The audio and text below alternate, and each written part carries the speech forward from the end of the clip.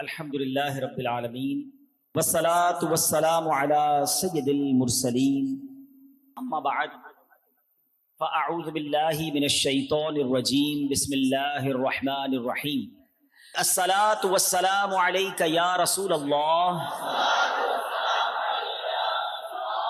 وعلی آلک واصحابک یا حبیب اللہ الصلاۃ والسلام علیک یا نبی اللہ وعلی آلک واصحابک یا نور اللہ۔ درود پاک پڑھنے کے بے شمار فضائل و برکات ہیں۔ ایک روز سرکار نامدار رسولوں کے سردار صلی اللہ تعالی علیہ وسلم باہر تشریف لائے تو حضرت ابو طلحہ انصاری صحابی رسول ہیں رضی اللہ تعالیٰ عنہ، انہوں نے آگے بڑھ کر عرض کیا یا رسول اللہ صلی اللہ تعالیٰ علیہ وسلم، میرے ماں باپ آپ پر قربان ہوں، آج آپ کے چہرے پر بڑی خوشی کے آثار نظر آ رہے ہیں۔ تو پیارے آقا علیہ الصلوۃ والسلام نے فرمایا بے شک ابھی جبریل امین میرے پاس آئے تھے اور انہوں نے عرض کیا اے محمد صلی اللہ تعالیٰ علیہ وسلم، جس نے آپ پر ایک بار درود پاک پڑھا اللہ پاک اس کے نامہ اعمال میں 10 نیکیاں لکھے گا اور 10 گناہ مٹا دے گا اور 10 درجات بڑھا دے گا۔ کیا بات ہے، سبحان اللہ۔ نبی پاک صلی اللہ تعالیٰ علیہ وسلم کے چہرے پر خوشی کے آثار کیوں ہیں؟ درود کون پڑھے گا؟ ہم پڑھیں گے۔ ثواب کسے ملے گا؟ ہمیں ملے گا۔ رحمت کس پر برسے گی؟ ہم پر برسے گی۔ گناہ کس کے معاف ہوں گے؟ ہمارے معاف۔ خوش کون ہو رہا ہے؟ نبی پاک علیہ الصلوۃ والسلام، یعنی ہم پر مہربانی، امت پر احسان، میرے امتیوں کا بھلا ہو جائے۔ کیا بات ہے، اس بات پر نبی پاک کا چہرہ جو ہے وہ خوشی سے دمک رہا ہے، کتنا ہم سے محبت ہے، کتنا ہم سے پیار ہے، سبحان اللہ۔ اور نبی پاک علیہ الصلوۃ والسلام کا امتی ہونا یہ کتنی بڑی سعادت ہے۔ وہ شاعر کہتے ہیں نا، میری خوش قسمتی میں تیرا امتی۔ اللہ نے ایسے نبی عطا فرمائے صلی اللہ تعالی علیہ وسلم کہ امت پر کمال درجے مہربان ہیں۔ تو ایک تو پیارے آقا کا اس امت سے پیار دیکھیں، اور پھر درود پاک کی فضیلت کیا بتائی کہ ایک بار درود پاک پڑھے تو نامہ اعمال میں 10 نیکیاں لکھی جاتی ہیں، 10 گناہ معاف ہو جاتے ہیں، 10 درجے بڑھ جاتے ہیں۔ اس کو نارمل نہ سمجھیں۔ قیامت کے دن ہم سب کے نامہ اعمال کو تولا جائے گا۔ آج کل کاروباری لوگ اپنی بیلنس شیٹ بناتے ہیں نا، تو قیامت کے دن بھی سمجھ لیجیے ایک بیلنس شیٹ بنے گی، اور اس میں کیا ہوگا، جس کی نیکیوں کا پلڑا بھاری وہ تو جنت میں چلا جائے گا، مزے میں ہوگا۔ اور یہ بھی بات قرآن فرما رہا ہے نا، فَأَمَّا مَن ثَقُلَتْ مَوَازِينُهُ فَهُوَ فِي عِيشَةٍ رَاضِيَةٍ۔ قرآن کہتا ہے جس کی نیکیوں کا پلڑا بھاری ہو گیا وہ مزے میں ہوگا، وہ چین میں ہوگا، جنت میں ہوگا۔ وَأَمَّا مَن خَفَّتْ مَوَازِينُهُ فَأُمُّهُ هَاوِيَةٌ وَمَا أَدْرَاكَ مَا هِيَ نار حامیہ۔ قرآن کہتا ہے جس کی نیکیوں کا پلڑا ہلکا ہو گیا وہ بھڑکتی ہوئی جہنم کی آگ میں جائے گا۔ اچھا، اب اس کی تفصیل میں احادیث میں یہ مضمون ملتا ہے کہ کچھ ایسے بھی لوگ ہوں گے جن کی ایک نیکی کم پڑ جائے گی، یعنی گناہوں اور نیکیوں کو جب تولا جائے گا نا تو بیلنس شیٹ آؤٹ ہوگی اور نیکیاں، ایک نیکی کم ہوگی، ایک گناہ زیادہ ہوگا۔ اب اس کو صرف ایک نیکی چاہیے، وہ مل جائے، یا کوئی ایک گناہ لے لے اس سے تاکہ وہ پلڑا ہلکا ہو جائے اور یہ جنت میں چلا جائے۔ لیکن وہ ایک نیکی کے لیے مارا مارا پھرے گا، دوستوں کے پاس جائے گا، رشتہ داروں کے پاس جائے گا، یہاں تک کہ اپنے ماں باپ کے پاس جائے گا۔ نو بڈی ہیلپ اوور دیئر، اس دن کوئی ہماری مدد نہیں کرے گا۔ تو پتہ یہ چلا کہ اب ذرا تصور کیجئے، امیجینیشن تھوڑی سی کرتے ہیں کہ کوئی ایسا بندہ ہو جو قیامت کے دن پھنس جائے اور اس کی ایک نیکی کم ہے، اس کو کتنا یاد آئے گا کہ کاش میں 2 رکعت نفل اور پڑھ لیتا، کاش میں اور درود پاک پڑھ لیتا، کاش میں اور سجدے کر لیتا، میں اور صدقے کر لیتا۔ یا اس کو کتنے گناہ یاد آئیں گے کہ کاش میں وہ گناہ نہ کرتا، 2-4 گناہ ہی کم کر لیتا تو میرا بیڑا پار ہو جاتا۔ اس کا مطلب یہ ہوا کہ دنیا میں کسی کی بیلنس شیٹ آؤٹ ہو جائے نا، کسی سے ادھار لے کر، قرضہ لے کر، کچھ لوگ ہیلپ کر دیتے ہیں نا کہ چلو یار بندہ پھنس گیا ہے اس کی مدد کر دو، اس کی بیلنس شیٹ لیول ہو سکتی ہے۔ On the day of judgement there is no way to balance your balance sheet. قیامت کے دن کوئی طریقہ نہیں ہوگا۔ اب آؤ میں آپ کو بتاتا ہوں ایک ایسا وظیفہ ہے جو آپ کی بیلنس شیٹ کو بیلنس کر رہا ہے۔ اب اس حدیث کو پھر سنو، ایک درود پڑھنے پر کتنی نیکیاں ملنی ہیں؟ 10 नेकियां। और कितने गुनाह मुआफ होने? इसका मतलब ये हुआ कि मेरे इधर दुरूद पढ़ता जाऊं, नेकियों का पलड़ा भारी होता जाएगा, गुनाहों का पलड़ा हल्का होता जाएगा। यानी सच्ची बात तो ये है कि अगर आज हम हिसाब किताब करें और सच्चा हिसाब करें तो हमारे गुनाह तो ज़्यादा हैं, नेकियां तो बहुत कम हैं। बैलेंस शीट तो पहले ही आउट है, गुनाहों का पलड़ा पहले ही पता है हमारा ज़्यादा हैवी होगा। तो अब दुरूद पाक ही ऐसा वजीफा हमें दे दिया गया है कि पढ़ी जाओ, पढ़े जाओ, पढ़ते जाओ, ज़्यादा पढ़ते जाओ, ताकि जो गुनाह किए वो कम होते जाएं और नेकियां बढ़ती जाएं, क़यामत के दिन जन्नत में दाखिला मिल जाए। अब फिर हमारी मर्जी है हम कितने दुरूद पाक पढ़ें। होना ये चाहिए कि कसरत से दुरूद पाक पढ़ें। आइए मिलकर मोहब्बत से बाआवाज़ बुलंद दुरूद पाक पढ़ लें। सल्लु अलल हबीब सल्लल्लाहु अलैहि वसल्लम। एक बड़ा ही इस्लामी तारीख का अनोखा वाक़या और फिर उसका जिक्र कुरान मजीद में भी आ गया। हज़रत खौला रदी अल्लाह ताला अन्हा, ये बड़ी अजीम खातून हैं और इनके साथ एक बड़ा ही अजीब व गरीब माजरा पेश आ गया। अब वो माजरा क्या था इंशाअल्लाह मैं आपके सामने पेश करता हूँ। आप सुनेंगे तो आपको अंदाज़ा होगा कि अल्लाह की रहमत कितनी बड़ी है और अपने बंदों पर अल्लाह करीम किस कदर मेहरबान और किस कदर उनके लिए आसानी करने वाला है। मामला ये था, ये सूरह मुजादला कुरान पाक की सूरत है, ये इसका शान नुज़ूल है। पहले तो ये समझ लें कि फ़िक़ही मसला एक है, थोड़ा टिपिकल मसला है, मैं उसकी ज़्यादा डीप में नहीं जाऊँगा, मैं असल मौजू की तरफ रहूँगा। जो इसको मज़ीद डिटेल में पढ़ना चाहे तो फिर वो उलमाए किराम से रुजू करें या फ़िक़ही किताबों में पढ़ लें। ये मसला कहलाता है ज़िहार, और जो शादीशुदा लोग होते हैं ना उनको ये मसाइल ज़रूर सीखना चाहिए। फ़िक़्ह की किताबों में ये पूरा एक अलग से चैप्टर है और इसका सादा सा मतलब ये है कि अगर कोई शख्स अपनी बीवी को अपनी माँ या बहन की मिसल कह दे, मसलन शौहर ने अपनी बीवी को कहा कि तुम मेरे लिए मेरी माँ की मिसल हो, ये ज़िहार होता है। इसकी पूरी तफसील है।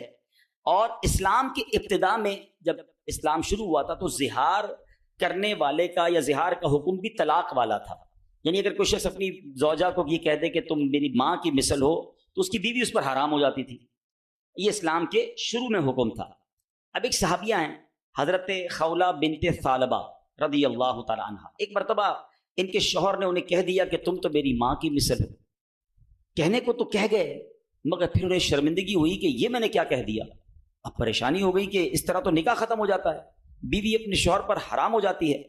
इसी परेशानी के आलम में हज़रत खौला बिनते सालबा रदी अल्लाह तआला अन्हा बारगाह रिसालत में हाजिर हुई और नबी पाक की बारगाह में सारा वाक़या बयान किया कि हुज़ूर ऐसा ऐसा हो गया है। तो प्यारे आका अलैहिस्सलाम से अर्ज़ की कि हुज़ूर मेरा माल ख़त्म हो चुका है, मेरे माँ बाप वफ़ात पा चुके हैं, उम्र में भी मेरी ज़्यादा हो गई है, बच्चे भी मेरे छोटे छोटे हैं, मैं अगर इन्हें अपने बाप के पास छोड़ूं तो माँ के बगैर नन्हे बच्चों की परवरिश कैसे हो सकेगी, और अपने पास रखूं तो पैसे तो है नहीं मेरे पास, भूखे मर जाएंगे। अब ऐसी क्या सूरत हो कि मेरी और मेरे शौहर के दरमियान जुदाई ना हो। रसूल रहमत शफी उम्मत सल्लल्लाहु अलैहि वसल्लम ने सारी अर्ज सुनकर फरमाया तुम्हारे मसले के मुतालिक मेरे पास कोई हुक्म नहीं है। यानी अभी तक ज़िहार के मुतालिक कोई नया हुक्म नाजिल नहीं हुआ था और पुराना दस्तूर तो यही था कि जो ज़िहार करेगा औरत उसकी हराम हो जाएगी, कानून यही था। हज़रत खौला बड़ी परेशान, दिल गम से डूब गया और रह रह कर उन्हें बच्चों का ख्याल आ रहा था। बार बार बारगाह रिसालत में अर्ज़ की कि हुज़ूर मेरे शौहर ने तलाक का लफ्ज़ नहीं बोला था, वो मेरे बच्चों के अब्बू हैं, या रसूल अल्लाह सल्लल्लाहु अलैहि वसल्लम कोई तो सूरत बताइए। लेकिन रसूल अकरम अलैहिस्सलाम ने यही जवाब दिया कि मेरे पास तो वही हुक्म है, यानी इसके लिए कोई नया हुक्म अभी नाजिल नहीं हुआ। अब जब देखा कि कोई जो ख्वाहिश है, जो तमन्ना है, ऐसा कोई रिजल्ट मिल नहीं रहा, ऐसा कोई जवाब आ नहीं रहा, तो अल्लाह अकबर बेकरार दिल के साथ हजरत खौला ने अल्लाह की बारगाह में हाथ उठाया है, रब की बारगाह में गिरिया वजारी आंसू बहाकर अर्ज की कि अल्लाह मेरी मोहताजी बेकसी परेशान हाली पर रहम फरमा, अपने महबूब अलैहिस्सलाम पर ऐसा हुक्म नाजिल फरमा जिससे मेरी मुसीबत दूर हो जाए। आप रोती रही, अल्लाह की बारगाह में दुआ करती रही। अल्लाह अकबर, गमगीन दिल से पुकारा था ना, तवज्जो के साथ पुकारा था, गिरिया वजारी के साथ पुकारा था। रब करीम की बारगाह में दुआ कैसी कबूल हुई कि जिब्रील अमीन वही लेकर हाजिर हो गए। नबी पाक की बारगाह में कुरान पाक की आयत लेकर आए और ये सूरह मुजादला 28वें पारे की ये सूरत है और सूरह मुजादला की इब्तिदाई आयतें नाजिल हुई। اب اللہ قرآن مجید میں کیا ارشاد فرماتا ہے؟ بسم اللہ الرحمن الرحیم، الذین یظاہرون منکم من نسائہم ما ہن امہاتہم ان امہاتہم الا اللائی ولدنہم وانہم لیقولون منکرا من القول وزورا وان اللہ لعفو غفور۔ اللہ قرآن میں فرماتا ہے تم میں سے وہ لوگ جو اپنی بیویوں کو اپنی ماں جیسی کہہ بیٹھتے ہیں، وہ ان کی مائیں نہیں، ان کی مائیں تو وہی ہیں جنہوں نے انہیں جنم دیا، اور بے شک وہ ضرور ناپسندیدہ اور بالکل جھوٹ بات کہتے ہیں، اور بے شک اللہ ضرور بہت معاف کرنے والا، بہت بخشنے والا ہے۔ اللہ، اب اور بھی اس کی آیتیں ہیں اس صورت کی۔ تو اب خلاصہ کیا ہوا کہ حضرت خولہ رضی اللہ تعالی عنہا کی دعا کی برکت سے زہار کا پہلے والا حکم منسوخ کر دیا گیا اور نیا حکم نازل ہوا، یعنی اب قیامت تک کے لیے اصول بن گیا کہ زہار جو ہے وہ طلاق کے حکم میں نہیں ہے، البتہ بہت ناپسندیدہ ہے، جھوٹی بات ہے، اس سے بچنا لازم ہے۔ اگر کوئی جانے یا انجانے میں اپنی زوجہ سے زہار کر بیٹھے تو مثلاً اسے اپنی ماں کی طرح کہہ بیٹھے، تو اب اس کا حکم تو یہی ہوگا کہ وہ زوجہ کے قریب نہیں جا سکے گا، لیکن یہ طلاق نہیں ہے۔ اب اس کی کفارے ہیں، اس کی پوری ڈیٹیل ہے، تو میں یہ نہیں چاہوں گا کہ اس کی میں مزید ڈیٹیل میں جاؤں، اللہ نہ کرے ایسا کوئی معاملہ ہو جائے، اس کی تفصیل پڑھنی ہو تو بہار شریعت میں موجود ہے، ورنہ مفتیان کرام سے رجوع کیا جائے۔ میرا یہاں پر جو ٹاپک ہے، جو بات، جس موضوع کو مجھے لے کر چلنا ہے آج کے بیان میں، کہ غمگین دل سے، دکھے دل سے، بے قراری کے ساتھ اور پھر توجہ کے ساتھ جب بارگاہ الہی میں دعا کی جاتی ہے نا، تو بڑی بڑی مشکلیں ٹل جایا کرتی ہیں، بڑے بڑے مسئلے حل ہو جایا کرتے ہیں۔ یعنی یہ اتنی غمگین تھی، اتنی دکھی تھی، اپنے بچوں کی فکر تھی، اور جب بارگاہ الہی میں دعا کی تو آپ سوچیں یہ چھوٹی بات نہیں ہے، یعنی ایک حکم پہلے آ چکا تھا، مگر اس غمزدہ خاتون کی دعا نے رحمت الہی کو ایسے پکارا کہ وہ حکم منسوخ کیا گیا، ایک نیا حکم جاری کیا گیا، اور رہتی دنیا کے لیے سبحان اللہ گویا ایک آسانی بھی عطا ہو گئی، اور یہ حکم بھی قرآن پاک میں نازل ہو گیا۔ یعنی یہ دوسرے لفظوں میں یہ کہا جا سکتا ہے کہ حضرت خولہ کی وہ دعا ایسی قبول ہوئی کہ اس کا ذکر یا اس کا ثمرہ جو ہے وہ قرآن پاک میں آیت کی صورت میں نازل ہو گیا۔ صبح قیامت تک قرآن پڑھا جاتا رہے گا، جب جب پڑھا جائے گا حضرت خولہ کی دعا کو یاد کیا جائے گا۔ یہ ہے دعا۔ اچھا، پھر دعا تو ہم سارے ہی مانگتے ہیں نا، اللہ کو تو ہم سارے ہی پکارتے ہیں، پکارنا کیسے ہے، اس کے طریقہ کیا ہے، اللہ سے دل سے کنیکٹیویٹی کیسے کرنی ہے، توجہ اللہ، سمجھ لیں یہ آج میرا موضوع ہے، اللہ کی طرف توجہ کیسے کرنی ہے، اور پھر ہماری مشکلیں کیوں نہ آسان ہو جائیں۔ اے میرے پیارے اسلامی بھائیوں، ابتحال یہ ایک بڑا مشکل لفظ ہے، مگر آج اس کی تعریف سمجھ لیجئے، بڑی کمال کی تعریف ہے کہ ایک اصطلاح ہے ابتحال، اس کے معنی ہے دعا میں گر گڑانا، ہاتھوں کو بلند کرنا، پوری توجہ سے اللہ پاک کی بارگاہ میں عرض کرنا۔ یہ ہمارے آقا علیہ الصلوۃ والسلام کی پیاری سنت ہے، اس لیے اللہ پاک کے حضور گر گڑا کر پوری توجہ کے ساتھ دعا مانگنے کی عادت بنائیں۔ ایسے دعا مانگیں گے تو انشاءاللہ برکتیں نصیب ہوں گی۔ امیر اہل سنت کے جو اشعار ہیں نا، دعائیہ اشعار، اس میں جو توجہ ہے، جو انکساری ہے، جو کنیکٹیویٹی ہے، اللہ مجھے اور آپ کو صحیح معنوں میں توجہ اللہ کے ساتھ دعا کرنے کی توفیق نصیب فرما۔ میں ایک دو اشعار پڑھتا ہوں تاکہ اندازہ ہو کہ اللہ سے مانگنا ہے انکساری اور کنیکٹیویٹی کیسی ہونی چاہیے۔ سبحان اللہ۔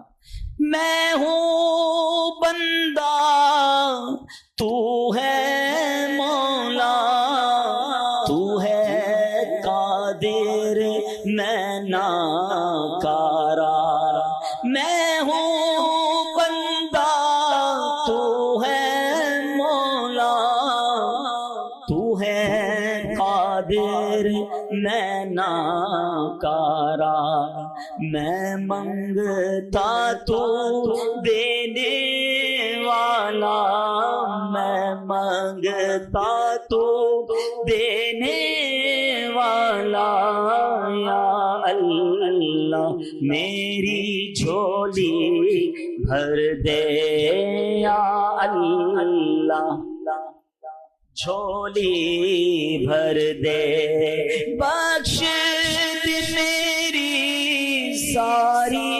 خطائیں، بخش دے میری ساری خطائیں، کھول دے مجھ پر اپنی عطائیں، کھول دے ہم پر اپنی عطائیں، بخش ہماری ساری خطائیں، کھول دے ہم پر اپنی عطائیں، برسا دے رحمت کی برکھا، برسا دے رحمت کی برکھا، یا اللہ میری جھولی بھر دے یا اللہ۔ سبحان اللہ سبحان اللہ۔ قرآن پاک کی ایک سورت ہے سورہ انبیاء۔ اس مبارک سورت میں کئی انبیاء کرام کا تذکرہ ہے۔ اس میں بالخصوص انبیاء کرام کا یہ وصف بھی ذکر ہوا کہ اللہ پاک کے پیارے نبی اللہ پاک کی بارگاہ میں دعائیں کیسے مانگتے تھے، کیسے دعائیں کرتے، اور کوئی بھی مشکل آتی تھی تو اللہ کی طرف رجوع لاتے، توجہ اللہ کرتے، اور گر گڑا کر بے قراری کے ساتھ اللہ رب العالمین کی بارگاہ میں دعا مانگتے۔ سبحان اللہ۔ حضرت نوح علیہ السلام، آپ نے 950 سال تک لوگوں کو اللہ کی طرف بلایا۔ اب یہ بڑا ان کی زندگی جو ہے بڑا خوبصورت ہمارے لیے میسج بھی ہے۔ 950 سال میں آپ کو پتہ ہے کتنے لوگ ایمان لائے؟ کم و بیش 80 لوگ ایمان لائے۔ کدھر 950 سال اور صرف 80 لوگ ایمان لائے؟ اس میں بڑا درس ہے ہم سب کے لیے کہ اللہ کے نیک بندوں کو بعض اوقات اچھے کاموں میں تکلیف آتی ہے، ہمت نہیں ہارنی ہوتی۔ ہم تھوڑا سا کوئی نیکی کا کام کریں، کوئی ساتھ نہ دے، بندہ کہتا ہے میں تو کچھ نہیں کرتا، نیکی کا زمانہ نہیں ہے بھائی، میں تو اللہ کے لیے کر رہا تھا، کوئی ساتھ ہی نہیں دے رہا، فلاں نے تو دل توڑ دیا، فلاں نے ساتھ نہیں دیا۔ ارے اللہ کے بندو، یہی تو امتحان ہے۔ آپ استقامت، آپ کا کام کرنا ہے، ہاں تعداد کو نہ دیکھیں، اللہ کی رضا کو دیکھیں۔ 950 سال میں لوگوں نے بات نہیں مانی، پھر آپ نے اللہ کی بارگاہ میں جب دعا کی کہ لوگ حضرت نوح علیہ السلام پر تشدد بھی کرتے، برا بھلا بھی کہتے تھے، ایک تو تھا ایمان بھی نہیں لا رہے تھے اور پھر مارتے بھی تھے، تکلیف بھی دیتے تھے۔ اللہ تبارک و تعالیٰ کی بارگاہ میں جب دعا کی نا تو اللہ نے قرآن میں فرمایا فاستجبنا له فنجيناه واهله من الكرب العظیم۔ اللہ فرماتا تو ہم نے اس کی دعا قبول کی اور اسے اور اس کے گھر والوں کو بڑی سختی سے نجات دی۔ اللہ سے دعا مانگی، باقی قوم کے لیے طوفان آیا اور وہ قوم اس طوفان میں غرق ہو گئی۔ اللہ نے بڑی تکلیف سے حضرت نوح کو نجات دی، کیوں؟ آپ نے دعا مانگی، آپ نے اللہ سے بات کی۔ حضرت نوح علیہ السلام کی اس دعا کے نتیجے میں کفار پر کیسا سیلاب آیا کہ سب برباد ہو گئے۔ اسی طرح حضرت ایوب علیہ السلام پر آزمائش آئی تھی نا، آپ پر طرح طرح کی بیماریاں بھی تھیں، آپ کے بچے بھی دنیا سے چلے گئے، آپ کا کاروبار، آپ کا مال سب برباد ہو گیا۔ اللہ اکبر، آپ نے اللہ کو کیسے پکارا، اور یہ دعائیں کتنی مقبول ہیں کہ قرآن میں موجود ہیں، بلکہ اس کو تو یاد کر لو، کیا ترجمہ ہے، آنسو آ جائیں گے آپ کی آنکھ میں۔ حضرت ایوب کہتے ہیں انی مسنی الضر وانت ارحم الراحمین۔ اس کا ترجمہ سنو کہ بے شک مجھے تکلیف پہنچی ہے اور تو سب رحم کرنے والوں سے بڑھ کر رحم کرنے والا ہے۔ اگر تکلیف پہنچے تو کیوں دنیا کو پکارنا ہے، کیوں دنیا والوں کے پاس جانا ہے؟ چلو نا اس کے دربار میں چلتے ہیں جس سے تکلیف دور کرنی ہے۔ حضرت ایوب علیہ السلام نے رب کو پکارا نا، انی مسنی الضر وانت ارحم الراحمین۔ یہ وہ دعا ہے جو قبول ہے، یہ وہ دعا ہے جس کے صدقے میں حضرت ایوب کو شفا بھی دی گئی اور ساری مال دولت اولاد واپس عطا کر دی گئی۔ اگر آپ بھی کسی پریشانی میں ہیں، آپ بیماری میں ہیں، آپ قرضے میں ہیں، آپ مصیبت میں ہیں، آؤ نا رب سے حضرت ایوب کے انداز میں دعا مانگتے ہیں نا۔ اچھا، یہ دعا اللہ نے ہمیں سکھانے کے لیے تو قرآن میں عطا فرما دی نا کہ میرے بندو میرے دربار میں مانگنا ہے تو یوں ہی مانگ لو جیسے میرے نبی نے مانگا ہے۔ اللہ اکبر۔ علماء کہتے ہیں یہ بڑی دلاسا دینے والی دعا ہے، یہ بڑی مشکلوں کو ٹالنے والی دعا ہے، یہ تکلیفوں میں کام آنے والی دعا ہے۔ ترجمہ تو دیکھو نا، یعنی اللہ کے سامنے اپنا مسئلہ پیش کر دیا آپ نے کہ بے شک مجھے تکلیف پہنچی ہے اور تو سب رحم کرنے والوں سے بڑھ کر رحم کرنے والا۔ اے اللہ بیمار ہوں، اے اللہ پریشان ہوں، اے اللہ قرضے میں ہوں، کہو نا رب سے مجھے تکلیف پہنچی ہے، مجھے ستاتے ہیں لوگ، مجھے تکلیف دیتے ہیں، مجھے پریشان کرتے ہیں لوگ، اور تو سب رحم کرنے والوں سے بڑھ کر رحم کرنے والا۔ اور جب آپ نے دعا کی تو دعا کیسے قبول ہوئی؟ یہ بات بھی رب نے قرآن میں ارشاد فرمائی سورہ انبیاء میں، فاستجبنا له فكشفنا ما به من ضر وآتيناه اهله ومثلهم معهم رحمة من عندنا وذكرى للعابدين۔ اللہ قرآن میں فرماتا تو ہم نے اس کی دعا سن لی، تو ہم نے دور کر دی جو تکلیف اسے تھی، ہم نے اسے اس کے گھر والے اور ان کے ساتھ نہیں اور عطا کیے، اپنے پاس سے رحمت فرما کر اور بندگی والوں کے لیے نصیحت ہے۔ حضرت یونس پر کیسی آزمائش آئی تھی، کوئی سوچ سکتا ہے کہ مچھلی کے پیٹ میں ہمیں تھوڑی سی پرابلم آئے ہم بے قرار، بے چین، شکوے، شکایت؟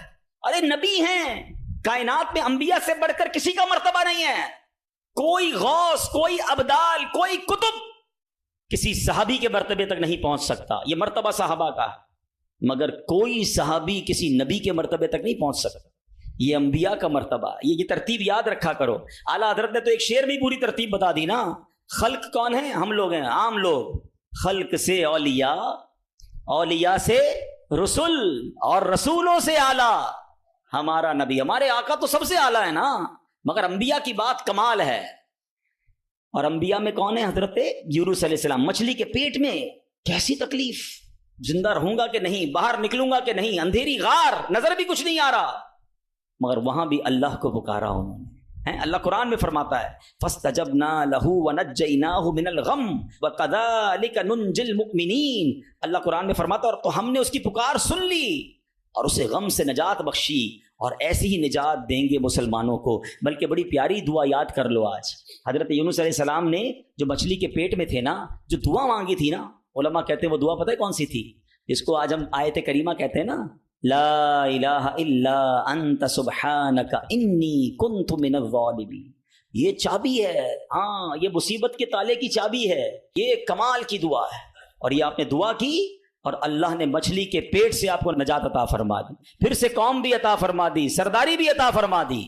تو یہ دعائیں ہیں جو بے قراری میں، مصیبت میں رب کو پکارا گیا۔ اللہ اکبر۔ تو اے میرے پیارے اسلامی بھائیوں، اللہ کرے کہ ہم اپنے رب کو پکارنے والے بن جائیں، صحیح طریقے سے دعا کرنے والے بن جائیں۔ حضرت زکریا، اللہ اکبر، آپ بڑی عمر ہو گئی آپ کی، بڑھاپے تک پہنچ گئے، آپ کی اولاد نہیں تھی، آپ کی زوجہ بھی بانجھ تھی۔ آج کل ڈاکٹر کہہ دیتے ہیں نا کہ اولاد نہیں ہو سکتی، ہم ڈاکٹروں کی بڑی مانتے ہیں۔ ارے ڈاکٹر کچھ بھی کہہ دے، ان اللہ علی کل شیء قدیر، میرا رب جو چاہے وہ کرنے پر قادر ہے۔ اپنی آنکھوں سے دیکھا ہے، آپ نے بھی دیکھا ہوگا، کسی کو ڈاکٹر کہتے ہیں جناب کوئی مرض نہیں ہے، 100% فٹ ہے، 2 دن بعد دنیا سے چلا جاتا ہے، کیسے مرا ڈاکٹر کو بھی پتہ نہیں، موت آ گئی نا۔ اور کبھی ڈاکٹر کہتے ہیں 3 دن کا مہمان ہے، شاید اس ڈاکٹر کا انتقال ہو جاتا ہے، وہ بندہ پھر بھی زندہ گھوم رہا ہوتا ہے۔ اللہ کی شان ہے، ڈاکٹر ڈاکٹر ہے، وہ اپنی سائنس چلائیں، مگر یہ نہ سمجھو کہ جو اس نے کہہ دیا یہ آخری ہے۔ قدرت میرے رب کی ہے، شان میرے رب کی ہے، وہ ہر چاہے پر قادر ہے، اس پر بھروسہ تو رکھو نا۔ حضرت زکریا عمر بھی زیادہ ہو گئی، عورت بھی بانجھ ہے، مگر اللہ سے کیا دعا کر رہے ہیں؟ یہ بھی علماء فرماتے جو بے اولاد ہیں ان کے لیے مجرب دعا ہے، قرآنی دعا ہے، یاد تو کرو نا قرآن کی دعائیں۔ کیا دعا کی تھی آپ نے؟ اور مانا تو دیکھو اس کا، ہائے ہائے، کنیکٹیوٹی تو دیکھو نا، مانا کیا اس کا؟ اے میرے رب مجھے اکیلا نہ چھوڑ، اولاد نہیں تھی نا، اے اللہ مجھے اکیلا نہ چھوڑ، اور تو سب سے بہتر وارث، وَأَنْتَ خَيْرُ الْوَارِثِينَ۔ اب یہ دعا وہ کرتے تھے، اللہ نے کیسی دعا قبول کی؟ صرف بیٹا نہیں دیا، بلکہ بیٹا بھی دیا اور اس کو نبی بھی بنا دیا، بیٹا بھی ایسا دیا جس کو نبی کا مرتبہ عطا فرمایا۔ اللہ فرماتا ہے قرآن میں فَاسْتَجَبْنَا لَهُ وَوَهَبْنَا لَهُ يَحْيَىٰ وَأَصْلَحْنَا لَهُ زَوْجَهُ، تو ہم نے اس کی دعا قبول کی اور اسے یحییٰ عطا فرمایا اور اس کے لیے اور اس کی بیوی سنواری۔ اب اس میں بتایا کہ صرف اللہ نے بیٹا نہیں دیا، بیٹے کا نام بھی رب نے عطا فرمایا اور نبوت کی یوں سمجھیے کہ سرفرازی بھی عطا فرما دی۔ یہ ہے دعا، مگر دعا دل سے، توجہ اللہ، کنیکٹیوٹی کے ساتھ، پھر دیکھو کیسے کام بنتے ہیں، پھر دیکھو کیسے مصیبت ٹلتی ہیں۔ اللہ پاک خود فرماتا ہے وَيَدْعُونَنَا رَغَبًا وَرَهَبًا وَكَانُوا لَنَا خَاشِعِينَ، اور ہمیں پکارتے تھے امید اور خوف سے، اور ہمارے حضور گر گڑاتے ہیں۔ پتہ چلا کہ گر گڑانا، توجہ کے ساتھ، خوف بھی ہو، امید بھی ہو، پھر یہ کام بن جاتے ہیں۔ ذرا دیکھو نا میرے پیارے اسلامی بھائیوں، ہماری زندگی میں کتنے مسائل ہیں، کبھی کبھی ہمارے معاملات بڑے اٹک جاتے ہیں۔ اب کسی کو پیسوں کی ضرورت ہے، قرضے کی ضرورت ہے، اب جناب سارے دروازے بند ہو جاتے ہیں، اور اب کسی بھائی سے امید بندہ لگاتا ہے، آخری وقت میں وہ بھی منع کر دیتا ہے، سیٹھ صاحب پر نظر پڑتی ہے وہ بھی معذرت کر لیتا لیتے ہیں, دوست احباب سے پوچھتے ہیں, وہ بھی جواب نہیں دیتے ہیں, سب دروازے بند ہیں, کوئی امید باقی نہیں بچتی. بندہ مایوسی کی طرف جانے لگتا ہے, مگر جب سب دروازے بند ہو جائیں تو ایک امید باقی رہتی ہے, ایک دروازہ اس وقت بھی باقی رہتا ہے. اللہ اکبر, بادشاہوں کے دروازے بند ہو جاتے ہیں مگر میرے رب کریم کا دروازہ کبھی بند نہیں ہوتا. لوگ ساتھ چھوڑ دیتے ہیں, بھائی بھائی سے دامن چھڑاتا ہے, لیکن اللہ پاک اپنے بندوں کو مایوس نہیں کرتا, بلکہ یہ تو ایسا دروازہ ہے کہ نیکوکار آئے تو بھی نوازا جاتا ہے, گناہگار آئے تو اسے بھی نواز دیا جاتا ہے. تو کریم ہی جو ٹھہرا تو کرم کے کیا ٹھکانے, تو کریم ہی جو ٹھہرا تو کرم کے کیا ٹھکانے, تو نوازنے پہ آئے تو نواز دے زبانے. دل سے دعا کیسے اثر کرتی ہے. ہو سکتا ہے کسی کے ذہن میں آئے کہ بات تو مولانا صاحب بالکل ٹھیک کر رہے ہیں, میرے لیے بھی سارے دروازے بند ہو گئے ہیں, مگر میرا معاملہ سلجھے گا کیسے, معاملہ بنے گا کیسے. چلو میں آپ کو 2 واقعات سناتا ہوں جس سے انشاءاللہ بات مزید سمجھ آ جائے گی. ایک صاحب تھے, کافی امیر تھے, اپنا بنگلہ بھی تھا, اپنی گاڑی بھی تھی, اللہ پاک نے بہت دیا تھا. شام کو گھر آئے, بچوں کے ساتھ وقت گزارا, کھانا کھایا اور اس کے بعد اپنے بستر پر لیٹ گئے. رات ہو گئی تھی, بڑا نرم بستر تھا, ٹھنڈا کمرہ تھا, مگر کروٹ بدلتے جا رہے تھے, نیند نہیں آ رہی تھی. اب نیند بھی اللہ پاک کی نعمت ہے, جس کو آ جائے, لوگ اس کی بھی قدر نہیں کرتے, پوچھو اس سے جس کو نیند نہیں آتی. اب کافی دیر تک کروٹ بدلنے لگا کہ پتہ نہیں کیوں نیند نہیں آ رہی, چلو آج تھوڑی سی فریش ایئر لیتا ہوں, شاید نیند آ جائے. گھر سے باہر نکلے, گاڑی سٹارٹ کی اور آگے چلتے رہے اور گھومنے لگے گلیوں میں. اچانک ایک مسجد نظر آئی اور مسجد کا دروازہ کھلا نظر آیا. کہ چلو یار ایسے ہی گھوم رہا ہوں, ذرا مسجد کے اندر چلا جاتا ہوں, وضو کر کے کچھ 2 رکعت نفل پڑھ لیتا ہوں. مسجد کے باہر گاڑی پارک کی, وضو کیا, مسجد کے اندر داخل ہوئے تو جیسے ہی مسجد کے اندر گئے پوری مسجد خالی, مگر ہلکی ہلکی کہیں سے رونے کی آواز آ رہی. رات کو اس وقت کون ہے مسجد میں اور کیوں رو رہا ہے؟ تو دیکھا کہ ایک کونے میں ایک غریب آدمی اللہ کی بارگاہ میں ہاتھ اٹھائے رو رہا ہے اور روتے روتے اللہ کی بارگاہ میں عرض کر رہا ہے کہ اے اللہ, میری بیٹی بیمار ہے, ڈاکٹر نے آپریشن کا کہا ہے, مجھ غریب کے پاس پیسے نہیں ہیں, کہاں سے لاؤں؟ اے رب کریم, تو ہی اسباب بنانے والا ہے, مجھ غریب کی حالت زار پر رحم فرما. اس امیر شخص کو سمجھ آ گیا مجھے نیند کیوں نہیں آ رہی تھی, مجھے کہیں بھیجا گیا ہے, میں ڈھونڈتے ڈھونڈتے اسی کے لیے آیا ہوں. اللہ اکبر. وہ غریب کے پاس گیا, جیب میں جتنی رقم تھی نکال کر اس کو پیش کر دی کہ بھائی یہ لے لو اور میرا یہ کارڈ بھی رکھ لو, کبھی بھی ضرورت پڑے تو مجھ سے بات کر لینا. اس غریب شخص بھی کیسا خوددار تھا, اس نے کارڈ واپس دیا کہ مجھے ایڈریس کی ضرورت نہیں ہے, میرے پاس ایک ایڈریس موجود ہے. تو کون سا ایڈریس موجود ہے؟ بولو یہ ایڈریس ہے نا, اللہ کی بارگاہ میں آیا, اس نے تمہیں بھیج دیا, جب دوبارہ ضرورت پڑے گی تو بھی اسی کی بارگاہ میں آ جاؤں گا. سارے دروازے بند ہو جائیں, میرے کریم کا دروازہ کھلا ہوتا ہے. ہمارا پرابلم ہے ہم جاتے ہی نہیں اس کے پاس. اچھا اپنا ایک چھوٹا سا ٹیسٹ لے لو نا, تاکہ اندازہ ہو جائے گا آپ کو. کبھی بھی آپ کو بیماری ہو, پیٹ میں درد ہو, سر میں درد ہو, پاؤں میں درد ہو, چوٹ لگ جائے, پہلے کون یاد آتا ہے؟ ڈاکٹر. ڈاکٹر کے پاس چلو, یار بڑا درد ہے, کسی کو معلوم کرو کیسے علاج ہوگا, دوائی. میں نہیں کہتا ڈاکٹر کے پاس نہیں جانا چاہیے, لیکن پہلے ہمیں اللہ یاد آنا چاہیے. اے اللہ تو شفا دینے والا ہے, کرم کر دے مالک. کاروبار میں نقصان ہوا, فیملی میں پرابلم ہوا, واٹ ایور پرابلم, سب سے پہلے ہمیں دنیا والے, سورس, وکیل, پولیس, یہ یاد آتے ہیں. ہونا یہ چاہیے کہ ہمیں خالق اسباب کی یہ طرف لو لگانی چاہیے, پہلے اللہ کریم کو پکارنا چاہیے. اسباب اختیار کرنا منع نہیں, مگر اسباب کے چکر میں, اس دنیا کے چکر میں ہم بھول گئے اسے کہ جو حل کرنے والا ہے, جو مشکلیں دور کرنے والا ہے, جو اولاد دینے والا ہے, جو مصیبت ٹالنے والا ہے. ہم اس کی طرف جاتے ہی نہیں ہیں. پورا پورا دن دفتروں کے دھکے کھاتے ہیں, مگر 2 رکعت پڑھ کر اس کی بارگاہ میں سر نہیں جھکاتے. دیکھو اللہ کیسے کام بناتا ہے. ایک اور واقعہ سنو. ایک بہت مشہور ڈاکٹر تھا, میں نے واقعہ کتاب میں پڑھا. مثال کے طور پہ اس کا نام ڈاکٹر احمد تھا. ساری زندگی اس نے بڑے آپریشن کیے, اس کا بڑا نام تھا. اب حکومت نے اعلان کیا کہ اس کو گولڈ میڈل دینا ہے, لائف ٹائم اچیومنٹ ایوارڈ. پوری زندگی اتنا کام کیا اس ڈاکٹر کو, ملک کے دارالحکومت میں بلایا جائے گا اور ایک بڑی تقریب ہوگی اور اس کو گولڈ میڈل دیا جائے گا. ڈاکٹر بڑا خوش, اتنا بڑا ایوارڈ ملنے والا ہے. ڈاکٹر صاحب نے فلائٹ بک کی, جہاز میں بیٹھے. جیسے ہی جہاز اڑا تو کچھ دیر کے بعد جہاز, موسم خراب ہو گیا اور جہاز میں کوئی پرابلم ہو گئی. تو جہاز کو راستے میں کسی چھوٹے سے ایئرپورٹ پر اتار لیا گیا. ڈاکٹر صاحب جہاز سے نکل کر عملے کے پاس جاتے ہیں کہ بھائی کب جہاز اڑے گا، میری تو وہاں بہت اہم تقریب ہے اور سارا پروگرام میرے لیے سجایا گیا ہے، میں چیف گیسٹ ہوں، مجھے گولڈ میڈل ملے گا، بتائیں دوبارہ جہاز کب اڑے گا؟ کہ سر چھوٹا سا ایئرپورٹ ہے، جہاز کا پرابلم بڑا ہے، اتنا جلدی ٹھیک نہیں ہوگا، آپ کو اگر پہنچنا ضروری ہے تو آپ کو ایک گاڑی لیں کرائے پر اور بائی کار چلے جائیں، آپ پہنچ جائیں گے اپنی تقریب سے پہلے۔ ڈاکٹر نے کہا یہ بھی آئیڈیا ٹھیک ہے، جہاز کے انتظار میں کہیں میرا پروگرام ہی مس نہ ہو جائے۔ ڈاکٹر صاحب نے گاڑی بک کی، رینٹ ا کار لی، جیسے ہی راستے میں گئے تو زبردست بارش، آندھی طوفان، اس اندھیرے میں اس آندھی طوفان میں ڈاکٹر صاحب راستہ بھول گئے اور کسی مین ہائی وے سے نکل کر گاؤں کے روڈ پہ چڑھ گئے۔ بہت دیر تک راستے میں، اب بھوک بھی لگ رہی، کھانا بھی نہیں کھایا، اندھیرا گپ، بارش ہو رہی ہے۔ اچانک ایک چھوٹا سا گاؤں میں گھر نظر آیا جس میں ایک بلب جل رہا تھا۔ ڈاکٹر صاحب نے کہا اب تو حالت ایسی ہو گئی، دروازہ کھٹکھٹایا، ایک بوڑھی عورت نے دروازہ کھولا، کب ماں جی کچھ کھانے پینے کو ملے گا، بہت بارش ہو رہی، کہا بیٹا اندر آ جاؤ۔ وہ اندر چلا گیا، ماں جی نے بڑی محبت سے اسے پانی بھی دیا، کچھ کھانے کو بھی دیا، تھوڑی سانس میں آئی تو ڈاکٹر نے دیکھا کہ برابر پہ بستر پر ایک نوجوان لیٹا ہوا تھا۔ کہا ماں جی یہ کون ہے؟ کہا بیٹا میرا بیٹا ہے۔ کیا ہو گیا اسے؟ کہا اس کو بہت بڑی بیماری ہے۔ ماں جی علاج کیوں نہیں کرواتی؟ ماں جی کہتی میں نے گاؤں کے ڈاکٹر کو دکھایا ہے، ڈاکٹر کہتے ہیں ہمارے وطن میں ایک ہی ڈاکٹر ہے جس کا نام ڈاکٹر احمد ہے، وہی اس کا علاج کر سکتا ہے، مگر بیٹا میں غریب ماں ہوں، میں اپنے بیٹے کو کہاں سے ڈاکٹر احمد کے پاس لے جاؤں، نہ پیسے ہیں نہ کرایہ ہے، بس روز اللہ سے دعا کرتی ہوں اے اللہ تو کارساز ہے، میرے بیٹے کو شفا دے دے یا ڈاکٹر احمد کے پاس پہنچا دے۔ ڈاکٹر احمد رونے لگا، کہتا ہے ماں جی میں ہی ڈاکٹر احمد ہوں اور اللہ نے مجھے تیرے گھر پہ بھیج دیا ہے۔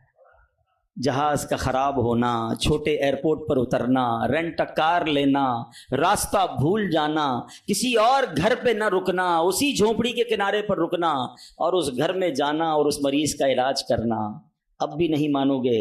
ان اللہ علی کل شیء قدیر، میرا رب جو چاہے وہ کرنے پر قادر۔ بس ہمارا بھروسہ ہل جاتا ہے، ہم سمجھتے ہیں دنیا والے ساتھ دیں گے، ہم سمجھتے ہیں دنیا والے مسئلہ، ارے دنیا والے تو دکھ ہی دکھ دیتے ہیں، اپنا پرابلم بتاؤ تو ہنستے ہیں، ہم سے کہتے فکر نہ کرو، دوسروں کو بتاتے ہیں دیکھو اس کا یہ مسئلہ ہے، یہ فلاں کام کے لیے آیا تھا، اتنی بڑی بڑی باتیں کرتا ہے، اس کا یہ مسئلہ ہے، ہمارے مسئلے کو انجوائے کرتی ہے دنیا، کون ساتھ دیتا ہے آج؟ مگر جو ہمارے عیبوں پر پردہ ڈالنے والا، جو ہمیں بچپن سے لے کر آج تک نوازنے والا، جو ہمارے گناہ ہونے کے باوجود ہمیں عطا کرنے والا ہے، وہ ہمارا رب کریم ہے۔ ارے جو ہماری ماں سے زیادہ ہمیں چاہنے والا ہے، مجھے کیوں نہیں پکارتے، اس کی طرف توجہ کیوں نہیں کرتے؟ حالانکہ اس کی رحمت تو اس کے دروازے کھلے ہوئے ہیں، وہ تو دینا چاہتا ہے، مگر کاش جو توجہ ریکوائرڈ ہے، جو دل سے دعا مانگنا ہے، وہ اللہ مجھے اور آپ کو نصیب فرما دے، اور پھر اللہ کو پکارے نا۔ میں نے کہا نا گناہ گاروں کا بھی وہ رب ہے، وہ نیکوں کا رب تو ہے، وہ گناہ گاروں کو کیسے نوازتا ہے۔ ایک اور واقعہ سنو، عیون الحکایات، یہ بڑی پیاری کتاب ہے مکتبۃ المدینہ سے، اگر آپ اسے لیں گے تو اس میں بڑی زبردست واقعات موجود ہیں۔ ماجرا یہ ہے کہ حضرت بکر بن عبداللہ فرماتے ہیں کہ پچھلی قوموں میں ایک بہت سرکش، غیر مسلم اور ظالم بادشاہ تھا، وہ اللہ پاک کی نافرمانی میں حد سے بڑا ہوا تھا۔ ایک مرتبہ ایک جنگ میں بادشاہ کو گرفتار کر لیا گیا، اب اتنا ظالم تھا کہ جنہوں نے گرفتار کیا تھا انہوں نے کہا اب اس ظالم بادشاہ کو تو تڑپا تڑپا کے مارنا ہے۔ طے یہ پایا کہ اس کو ایسا کرو کہ تانبے کی ایک دیگ میں ڈالتے ہیں اور اس کو اونچی جگہ پر لٹکاتے ہیں اور نیچے آگ جلاتے ہیں تاکہ یہ جل بھون کر مر جائے۔ ایسے ہی کیا گیا، تانبے کی دیگ بنائی گئی، نیچے آگ لگا دی گئی۔ اب آہستہ آہستہ جو ہے وہ دیگ گرم ہوئی، بادشاہ کی حالت خراب، پوری دیگ گرم ہو جائے تو جسم جھلسنے لگا۔ اس نے پہلے تو جھوٹے خداؤں کو پکارا، مگر جس ساری زندگی جن کے آگے پیشانی رگڑی تھی انہوں نے کیا جواب دینا تھا؟ کسی نے کوئی جواب نہیں دیا، کوئی مدد نہیں آئی۔ اللہ اکبر، اب جب سب امیدیں ٹوٹ گئی نا، سب اس کو پتہ چل گیا کہ اب میرا آخری وقت آ گیا، اب میں گیا، اب میں مارا جاؤں گا۔ تو اب یہ بادشاہ جو تھا مسلمان نہیں تھا، اس نے مسلمانوں کے رب یعنی خداوند قدوس کو پکارنا شروع کر دیا۔ وہ کہتا ہے یا اللہ یا رحمان یا رحیم مدد فرما دے، اور بلند آواز سے لا الہ الا اللہ پڑھنا شروع کر دیا۔ اب بادشاہ نے اس مشکل گھڑی میں اللہ سے توبہ بھی کی کہ اللہ مجھے معاف کر دے اور بس مجھے بچا لے، اب میں تیری عبادت کروں گا، اب تک جو کیا مجھے معاف کر دے۔ بلند آواز سے لا الہ الا اللہ، اس دیگ میں بیٹھا ہوا ہے، نیچے آگ لگی ہوئی ہے۔ دیکھو کریم نے اس کی پکار کیسے سنی کہ بارش برسنا شروع ہو گئی۔ جیسے بارش برسی تو وہ آگ بجھ گئی، تو وہ گرمی تو آلموسٹ ختم ہو گئی، لیکن پھر اتنی تیز ہوا چلی کہ وہ دیگ رسیاں توڑا کر دیگ ہی اڑنے لگی. اچھا وہ بادشاہ لا الہ الا اللہ لا الہ الا اللہ کی آوازیں بلند کر رہا ہے اور دیگ اڑ رہی ہے. اب دیگ اڑتے اڑتے اڑتے غیر مسلم قوم کا جو قبیلہ تھا وہاں جا کے گر گئی.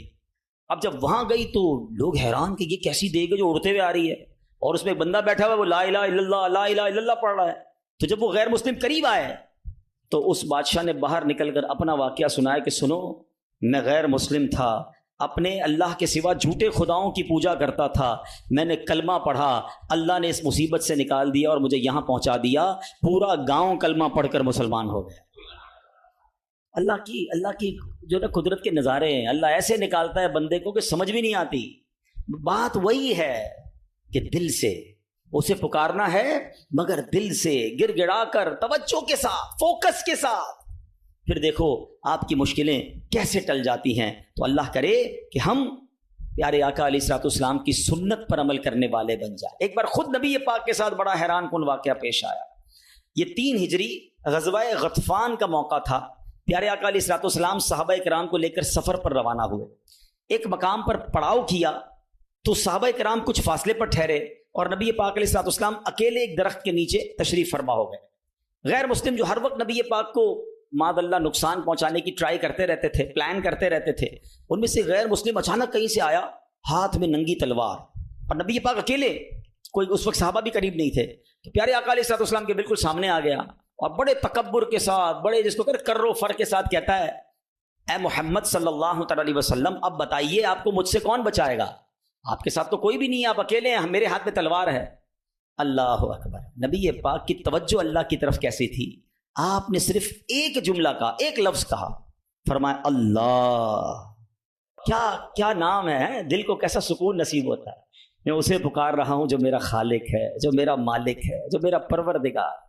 پکارا کرو اسے, نام لیا کرو اس کا, کہو اللہ اللہ اللہ اللہ, پکارو اسے اللہ اللہ اللہ اللہ. ہائے ہائے ہائے, نبی پاک کی زبان سے لفظ اللہ نکلا تو غیر مسلم تو کانپنے لگ گیا, تلوار اس کے ہاتھ سے چھوٹ گئی. اب نبی پاک نے تلوار اٹھا کر کہا, اب بتاؤ تمہیں مجھ سے کون بچائے گا؟ تھوڑی دیر پہلے تو وہ کہہ رہا تھا نا آپ کو کون بچائے گا, اب آقا کے ہاتھ میں تلوار ہے صلی اللہ تعالی علیہ وسلم, اب بتاؤ تمہیں کون بچائے گا؟ وہ کہتا ہے حضور مجھے بچانے والا تو کوئی بھی نہیں ہے, وہ مسلمان تو تھا نہیں. نبی پاک علیہ الصلوۃ والسلام نے اس کی بے کسی پر رحم فرمایا, اسے معاف کر دیا. آئے ہائے, نبی پاک کے ایسے اعلیٰ اخلاق دیکھے, وہ کلمہ پڑھ کر مسلمان ہو گئے. دشمن آ جائے تو چادر بھی بچھا دیتے ہیں, ہم معاف کریں گے. جان لینے آیا تھا آقا نے اسے معاف کیا. ہمارے مزاج کے خلاف بات کر دے, ساری زندگی دشمنی لے لیتے, مجھے گالی دی, مجھے برا بھلا کہا, مجھے نقصان پہنچایا. کب تک بدلے لیتے رہو گے یار؟ ہیں نبی پاک کے امتی ہو تو معاف کرنا بھی تو سیکھو. آقا علیہ الصلوۃ والسلام جانی دشمن کو معاف کر دیتے, ہم اپنے بھائی کو معاف کرنے کے لیے تیار نہیں ہوتے. نہیں میں نہیں جاؤں گا بھائی کے گھر, ہم نہیں جاتے فلاں رشتہ دار کے گھر, ہم نہیں بلاتے کسی کو دعوت میں. چھوٹی چھوٹی باتیں ہیں, کبھی دعوت نہیں دی تھی آپ کو اس وجہ سے, کبھی سیدھے منہ بات نہیں کر سکے, آپ کو ویلکم نہیں کر سکے, آپ کو تحفہ نہیں بھجوایا, اتنی چھوٹی بات پر آپ نے رشتہ داریاں ختم کر دی. اور ایک طرف کہتے ہو کہ نبی پاک کے امتی, آقا کے غلام. اچھا نعتیں سب کو یاد ہیں, یاد کرو نا, نبی پاک کی سنت پر تو عمل کرو, کسی کو تو معاف کرو. بندہ کہتا میں بتاتا ہوں, مجھے گالی دی ہے, اب میں بتاتا ہوں. وہ ایک گالی دیتا ہے, ادھر سے 7 گالیاں جاتی ہیں. اور صحیح بات یہی ہے, جو کہتا ہے میں بتاتا ہوں, وہ واقعی بتا دیتا ہے وہ کون ہے, اس کے اندر کتنا گند بھرا ہوا ہے. اگر وہ آپ کے ساتھ برا کر رہا ہے تو آپ کو کس نے اجازت دی ہے برا کرنے کی؟ ایک عجیب سا جملہ مشہور کر دیا گیا ہے کہ جناب ہم شریف کے ساتھ شریف ہیں, بدماش کے ساتھ بدماش ہیں. مجھے آج تک سمجھ نہیں آیا کون سا بٹن لگا ہوا ہے آپ کے اندر بھائی.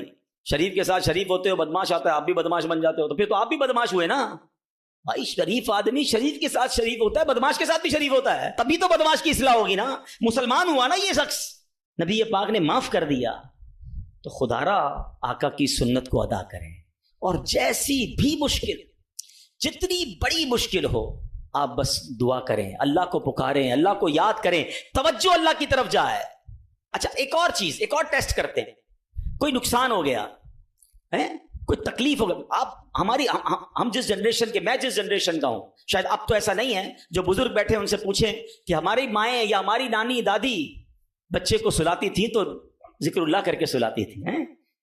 آمینہ بی بی کے گلشن میں کیسے پڑھتی تھی؟ آمینہ بی بی کے گلشن میں آئی ہے تازہ بہار، پڑھتے ہیں صلی اللہ وسلم آج در و دیوار، نبی جی اللہ اللہ اللہ لا الہ ہو اللہ اللہ اللہ لا. رات بچے کو سلا رہے ہیں تو ذکر الہی ہو رہا ہے، نعتیں سنائی جا رہی ہیں، بچے کو کچھ لگ جائے تو حسبی اللہ یا اللہ خیر ہے. اب تو عجیب عجیب باتیں ہیں. رات کو موبائل پکڑا دیا ہاتھ میں، گانا دیکھتے ہوئے، میوزک دیکھتے ہوئے، کارٹون دیکھتے ہوئے، ابا بھی سو رہا ہے، بچہ بھی سو رہا ہے. صبح اٹھتے ہی بھائی وضو کروا کے فجر پڑھایا جاتا تھا، کلمہ پڑھایا جاتا تھا. مجھے اپنا یاد ہے کہ ہم جب چھوٹے تھے تو اسکول جانا ہوتا تھا تو فجر کی نماز کے بعد پھر سو گئے تو ہمارے اس وقت ریڈیو پاکستان پہ، جو میری عمر کے لوگوں ان کو پتا ہوگا، اب تو پتہ نہیں ہے، صبح 7 بجے جو ہے نا وہ درود پاک چلتا تھا. اللہم صلی علی سیدنا محمد النبی الامی وعلی آلہ وصحبہ کچھ یاد آ رہا ہوگا، یہ کنٹینیو چلتا تھا. تو والدہ وہ اس کو آن کر کے بڑی آواز کر دیتے تھے تو خود ہی آنکھ کھل جاتی تھی، خود ہی. اب درود سے اٹھایا جا رہا ہے. یہ انداز تھا ہمارے گھروں کا کہ صبح اٹھاتے وقت، رات سلاتے وقت، بچے گھر سے جا رہا ہے اللہ رسول کے حوالے، غوث پاک کے حوالے. یعنی ہماری ٹریننگ اس طرح ہوتی تھی کہ بات پر اللہ کا ذکر، اللہ کے رسول کا ذکر. اب تو کوئی تکلیف ہو، پتہ نہیں انگریزی میں پتہ نہیں کیا کیا آوازیں نکال رہے ہوتے ہیں، معاذ اللہ گالیاں منہ سے آ رہی ہوتی، لیکن ہے ہی نہیں. پہلے تو زبان سے یا اللہ خیر، فوراً ذکر الہی. یعنی ہماری ٹریننگ یہ ہوا کرتی، اور ہونی بھی یہی چاہیے مسلمان کی کہ ہم تکلیف میں بھی. اچھا پھر ایک اور عجیب بات پتہ ہے کیا ہے؟ چلیں اب میں دوسری طرف لے آتا ہوں اپنی گفتگو کو کہ تکلیف میں تو ہم اللہ کو یاد کرتے ہیں، پھر تکلیف ختم ہو جائے تو پھر کہاں چلے جاتے ہیں؟ اچھا بعض اوقات پتہ ہے کہ اچانک مسجد میں کوئی نیا آدمی نظر آنے لگتا ہے نا، ٹوپی بھی پہنی ہوئی، ہاتھ میں تسبیح بھی ہے، اللہ کہ خیر تو یہ کدھر سے آیا بھائی؟ اور 5 نمازیں بھی پڑھ رہا ہے، بعض اوقات نماز سے بھی پہلے آ جاتا ہے. میں پوچھو خیر تو ہے؟ بس وہ والدہ ہاسپٹل میں ہیں یا فلاں پرابلم ہے. بہت اچھی بات ہے، میں خدا نہ خواستہ ڈسکریج نہیں کر رہا، مگر ادھر وہ پرابلم دور ہوئی، ادھر مریض ٹھیک ہوا، ادھر مسئلہ حل ہوا، وہ بندہ ہی غائب ہو گیا مسجد سے. تو یہ کیا ہے؟ ہم خوشی میں بھی اللہ کے بندے ہیں، ہم غم میں بھی اللہ کے بندے ہیں. ہم غموں میں بھی اسے پکاریں، ہم خوشی میں بھی اسے یاد رکھیں. اور یہ بات میں نہیں کہہ رہا، یہ اللہ کریم نے قرآن مجید فرقان حمید میں ارشاد فرمایا، اور یہ کافروں کی عادت اللہ نے ارشاد فرمائی. سنو، اللہ قرآن میں فرماتا ہے وَإِذَا مَسَّ الْإِنسَانَ الضُّرُّ دَعَانَا لِجَنبِهِ أَوْ قَاعِدًا أَوْ قَائِمًا. اللہ فرماتا ہے اور جب آدمی کو تکلیف پہنچتی ہے تو لیٹے ہوئے اور بیٹھے ہوئے اور کھڑے ہوئے ہر حالت میں ہم سے دعا کرتا ہے. بہت اچھی بات ہے، مگر آگے کیا ہوا؟ اللہ فرماتا ہے پھر جب ہم اس کی تکلیف دور کر دیتے ہیں تو یوں چل دیتا ہے گویا کبھی کسی تکلیف کے پہنچنے پر ہمیں پکارا ہی نہیں تھا، یاد ہی نہیں رہتا اللہ کا گھر. سچ بتاؤ ایسا ہم نہیں کرتے؟ پرابلم ہو تو گھر میں قرآن خوانی کراؤ، درود پاک کا ختم کرواؤ، امام صاحب کے پاس چلتے ہیں، دعا کرواتے ہیں، ذرا مسجد میں دعا کروانی ہے. ارے بھائی دعا کر دی، تمہارا مسئلہ حل ہو گیا، اب گئے کدھر؟ یہ اللہ پاک سے کیا تعلق بنا رہے ہو؟ ایسا نہ کریں. دیکھیں آپ اپنے انداز میں سمجھیں، میں بلا تمثیل سمجھا رہا ہوں. کوئی بندہ وہ ہے جو آپ سے جب ملتا ہے اپنے مطلب کے لیے ملتا ہے، بلکہ ایسے بھی لوگ ہوتے جب آتے سمجھ آ جاتی ہے یار کوئی کام ہی لے کر آیا ہوگا، اس کا کوئی مسئلہ اٹکا ہے نا تو آج چہرہ دکھایا ہے. تو اس بندے کی کیا عزت ہوتی ہے آپ کے پاس؟ اور ایک بندہ ہے جو روز ملتا ہے، محبت کرتا ہے آپ کے پاس آ کے بیٹھتا ہے، کبھی کبھی مسئلہ بھی بیان کر دیتا ہے، لیکن مسئلہ نہ بھی ہو تو آپ کے پاس ضرور آتا ہے. وہ دوست ہوتا ہے نا.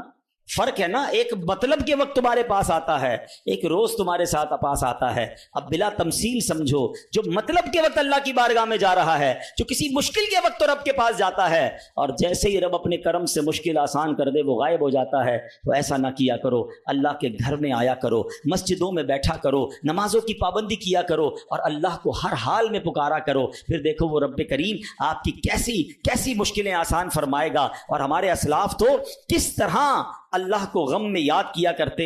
اللہ اکبر. ایک بار بڑا خوبصورت واقعہ، پھر انشاءاللہ اپنا بیان میں ختم کرتا ہوں. ابو الحسن سری سکتی رحمۃ اللہ تعالی علیہ کا واقعہ ہے.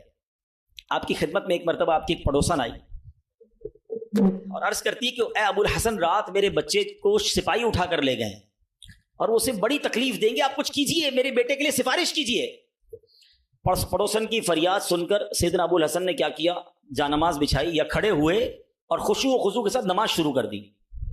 اب پڑوسن کہہ رہی میں ان سے سفارش کرانے آئی ہوں, بچہ میرا جیل میں ہے, پتہ نہیں کتنی پٹائی کریں گے اس کی, اور یہ حضرت نماز پڑھنے پہ لگ گئے. اچھا نماز بھی آپ نے بڑی طویل نا مزیدار خشوع و خضوع سے پڑھ رہے ہیں.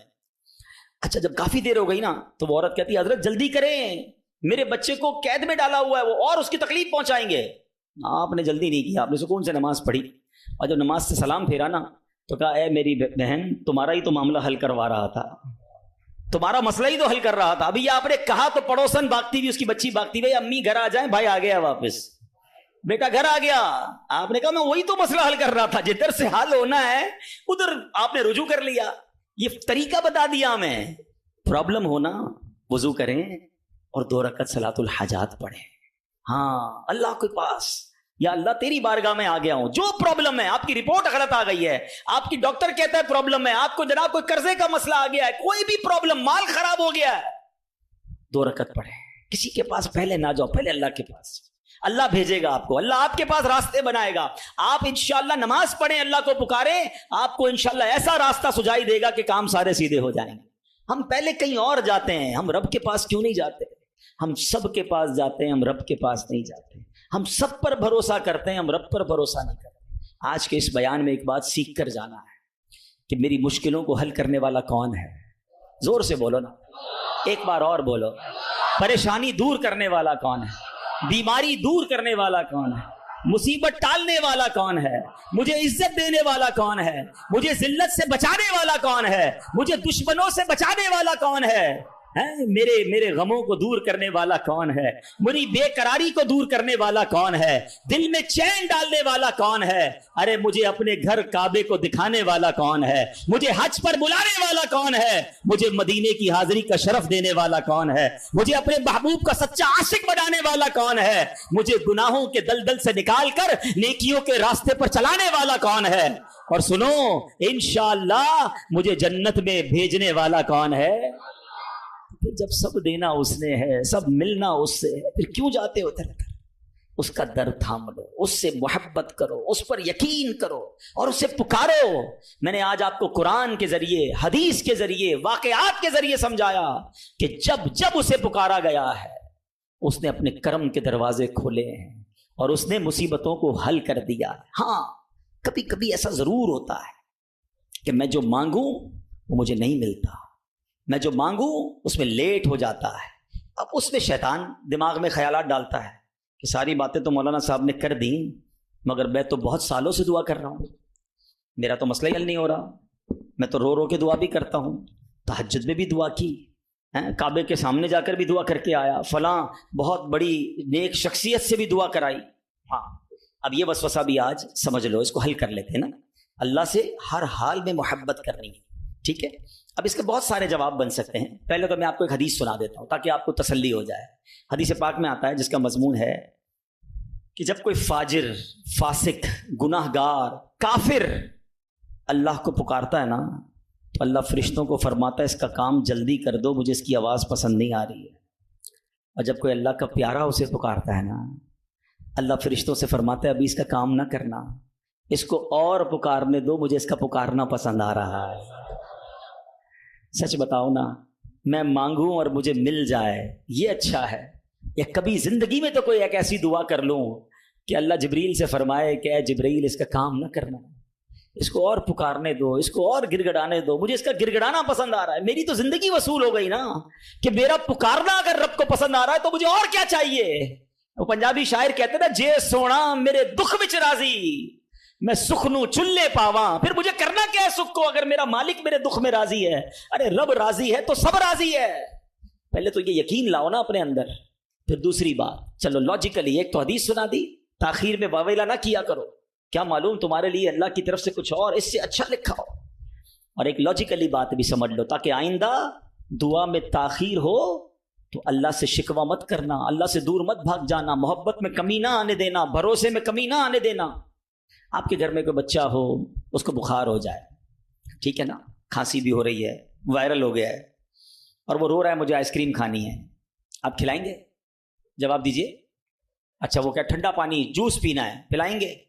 اچھا وہ رونے لگ جائے, خوب روئے, ضد کرے, آپ کا ایک دوست بھی برابر میں بیٹھا ہو کہ یار کیسے ظالم باپ ہو, آپ کا بچہ رو رہا ہے, کھلا دو نا آئس کریم, جوس پلا دو, کیا جاتا ہے؟ کیا جواب دو گے؟ دوست کے کہنے پہ پلا دو گے؟ آپ کہیں گے بھائی میں اس کا والد ہوں, مجھے پتا ہے کہ مجھے کب اس کو کیا دینا ہے. ایسا ہی ہے نا, تم والد ہو, تمہیں پتا ہے بچے کو کب کیا دینا ہے. میرے مالک کو نہیں پتا کب مجھے کیا دینا ہے. میں رو رہا ہوں نہیں دے رہا, میں گر گڑا رہا ہوں نہیں دے رہا, میں التجا کر رہا ہوں نہیں دے رہا. ارے مان لو نا کہ اگر وہ نہیں دے رہا تو یہی میرے لیے بہتر ہے. جس دن یہ یقین آ گیا نا تمہیں, پھر دعا کا مزہ ہی اور ہوگا, پھر اللہ کی محبت کا انداز ہی اور ہوگا. کام ہو جائے تب بھی یا اللہ تیرا شکر, کام نہیں ہو تب بھی یا اللہ تیرا شکر. تو بہرحال میرے پیارے اسلامی بھائیوں, یہ خوبصورت ماحول ہے دعوت اسلامی کا جو ہمیں اللہ کے قریب کرتا ہے, اللہ کے حبیب علیہ الصلوۃ والسلام کے قریب کرتا ہے, صحابہ اہل بیت اور اولیاء کے قریب کرتا ہے, رب کی محبت ہمارے دلوں میں ڈالتا ہے. تو اے میرے پیارے اسلامی بھائیوں, اس ماحول سے وابستہ رہیں, اجتماعات میں آتے رہیں, دعوت اسلامی کے مدنی قافلوں میں سفر کریں, تو انشاءاللہ محبت الہی میں اضافہ ہوتا رہے گا. آج اللہ سے ہم دعا کرتے ہیں کہ اللہ ہمیں اپنا سچا دوست بنا لے, اپنا پکا بھروسہ نصیب فرما دے, اور ہمیں گناہوں بھری زندگی سے نجات عطا فرمائے.